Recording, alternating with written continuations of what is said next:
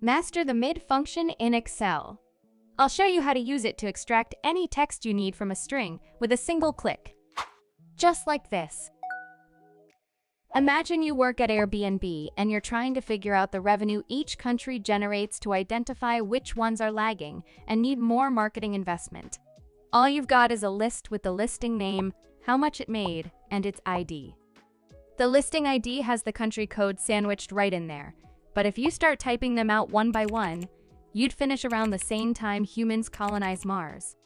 Fear not, because that's where Excel's mid function comes in. Start by typing equals mid to open up your formula. This function only asks for 3 things. First up, it wants the text from which you're going to extract data. Go ahead and select it. Next, it's asking for the start position in the text for your extraction. You might wonder what number goes here. Well, all the IDs have the same character length and the country code comes after the first 3 characters and a dash. Remember, dashes also count as positions, so you want to start extracting from the 5th spot, right? So pop in the number 5.